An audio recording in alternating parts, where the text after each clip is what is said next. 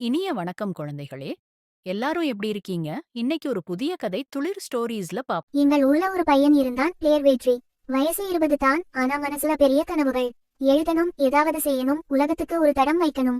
ஆனா ஒரு பிரச்சனை, எதையும் தொடர்ந்து செய்ய முடியாது. ஒரு நாள் எழுதுவான், அடுத்த நாள் விட்டுடுவான், அப்படின்னு தான் இருந்தான். ஒரு மாலை அவன் ரொம்ப சோர்ந்து நதிக்கரையில போயிருந்தான். அங்க தான் ஒரு தாத்தாவை பார்த்தான்.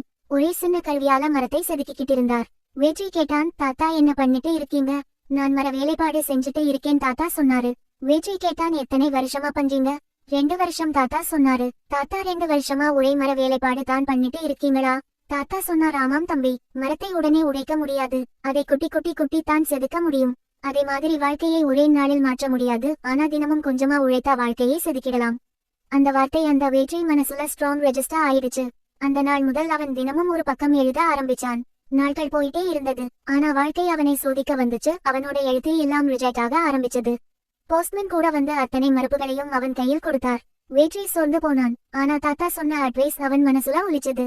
அதனால் மீண்டும் எழுந்து அவனோட எழுதுகையை பிரஸ்க்கு எடுத்துக்கொண்டு போனான். 2 வருடம் கழித்து அவனோட புக் சக்சஸ் ஆச்சு. இன்று அவன் பெரிய மரத்தடி நிழலில உட்கார்ந்து அவனோட புத்தகத்துக்கு கியூல நிற்கிறவர்களுக்கு ஆட்டோகிராஃபா போட்டு கொடுக்கிறான். வெற்றியை புரிஞ்சுக்கிட்டான். வெற்றி ஒரே ஒரு நாள்ல வராது, தினமும் கொஞ்சமா செஞ்சா ஒரு நாள் அது நிச்சயமாக நமக்கே வந்து சேரும். முடிந்தால் முயற்சி செய், முடியாவிட்டால் பயிற்சி செய்.